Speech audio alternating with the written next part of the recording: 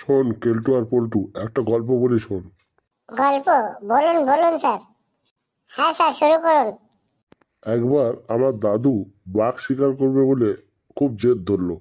শুধু বাঘ শিকার নয়, বাঘের পেটের মধ্যে ঢুকে বাঘের পেটে কি কি আছে সব দেখবে। কি বলছেন স্যার? বাঘ যদি খেয়ে ফেলে আর দাদু বাঁচবে নাকি? গল্পটা আগে পুরোটা শোন। ঠিক আছে, বলুন স্যার। বলুন বলুন স্যার। আমাকে বলল, নাতি তোকে আমার সঙ্গে থাকতে হবে। আমি তো ভয়ে কুপোকাত। আমি বললাম, আমি বাঘ শিকার টিকারে নেই বাবা। কিন্তু দাদু কিছুতেই শুনলো না, আমাকে নিয়ে চললো বাঘ শিকার করতে। তারপর স্যার? তারপর?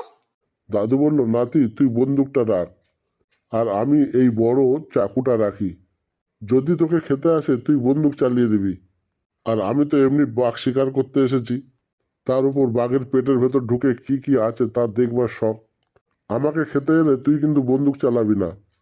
কি সাহস রে বাবা! একটা বড় চাকু নিয়ে বাঘ শিকার করতে যাচ্ছে? তা দাদু চলেছে সামনে সামনে, আর আমি চলেছি দাদুর পেছনে পেছনে। হঠাৎ করে বাঘের গর্জন। দাদু প্রথমে কিছুটা কেঁপে উঠল, তারপর ফের আমার দিকে তাকিয়ে বলল, তুই শুধু তোকে বাঁচানোর জন্য গুলি চালাবি, আমাকে বাঁচানোর জন্য নয়। হঠাৎ দাদু দেখে সামনে বাঘ। বাঘ দাদুর দিকে এক দৃষ্টিতে তাকিয়ে আছে। দাদু ছুরিটা নিয়ে সামনে ঘোরাচ্ছে। তারপর স্যার? বাঘ দুপা পিছিয়ে গেল। দাদুও দুপা পিছিয়ে এলো। বা- বাঘ ফের গর্জন করলো। দাদুও বাঘের মতো গর্জন করলো। হঠাৎ দেখি দাদু নিজেকে ছোট করে গুটিয়ে নিয়ে বাঘকে বলল, আমাকে খেয়ে নে। বাঘ অমনি দাদুকে খেয়ে নিল। চা, বাঘের পেটে চলে গেল? দাদুর কোনো বুদ্ধি নেই। বাঘ যদি খেয়ে নেয় দাদু আর বাঁচবে? দাদু আর বাঘের পেটে কি বাঁচতে পারবে? বাঘ যখন দাদুকে খেয়ে নিল, আমি তো দাদু দাদু করে কাঁদছি আর চেঁচাচ্ছি।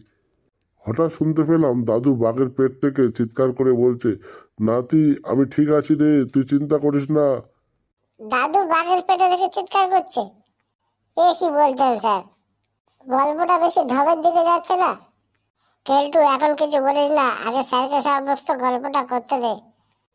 তা না হলে স্যার গল্পও করবে না আর আমাদের উপর রেগেও যাবে। দাদুর কথা শুনে তো আমি চুপ করে গেলাম। হঠাৎ দেখি বাঘ মাটিতে শুয়ে গড়াগড়ি খেতে লাগলো। আমি তো ভয়ে বন্দুকটা তাকিয়ে বাঘের দিকে তাকিয়ে আছি। যেই আমার দিকে হালুম করবে আমিও গুলি চালাবো। হঠাৎ দেখি রক্ত। বাঘ আ করে চিল্লাচ্ছে। চারিদিকে রক্ত। হঠাৎ দেখি দাদু বাঘের পেট থেকে বেরিয়ে এলো। দাদু বেরিয়ে এলো স্যার? তারপর স্যার, তারপর? দাদু বলল, দেখ বাঘ কিরম ভাবে শিকার করলাম, যা বলেছিলাম তাই করে দেখালাম। তা দাদু বাঘের পেটে কি দেখলো স্যার? হ্যাঁ হ্যাঁ স্যার, দাদু বাঘের পেটে কি দেখলো? আমি বললাম, দাদু তুমি বাঘের পেট থেকে বেরিয়ে এলে? দাদু হেসে বলল, বেরোবো না? এই ছুরিটা কি আমি এমনি নিয়েছিলাম? বাঘের পেটে ঢুকে আগে আমি সমস্ত জিনিসটা দেখলাম। দেখলাম বাঘের পেটে গরু, মোষ, হরিণ, ছাগল সব আছে। তারা সবাই আমাকে বলছে, আমাদেরকে বাঁচাও, আমাদেরকে নিয়ে চলো। তোরা তো বাঘের শিকার, তোদের তো বাঘের পেটে থাকতেই হবে। আর আমি মানুষ, মানুষ কোনোদিন বাঘের পেটে থাকে? আমাকে বেরোতেই হবে বলে আমি বেরিয়ে এলাম। শুধু গরু ছাগল মহিষ দেখলো, আর কিছু দেখলো না? আরও দেখলো বাঘের পেটে নাড়িগুলো কত শক্ত, বাঘের খাদ্যযন্ত্রটা কত বড়। বাঘের নাড়ি খাদ্যযন্ত্র বড় হবে না? বাঘ যে গোটা গোটা গরু মোষ ছাগল খেয়ে ফেলে। আমি বললাম, আর কি দেখলে? তারপর আমি বললাম, দাদু আর কি দেখলে? দাদু বলল, আরও দেখলাম বাঘের পেটে যত পচা গলা খাদ্য পায়খানা হয়ে জমে আছে। কি দুর্গন্ধ! আমি আর বাঘের পেটে বেশিক্ষণ থাকতে পারলাম না। ছুরি দিয়ে বাঘের পেটটা কেটে বেরিয়ে এলাম। আর গরু ছাগল মহিষ হরিণ এদেরকে বার করতে পারলো না? দাদু ওদের বেরোতে বারণ করেছিল।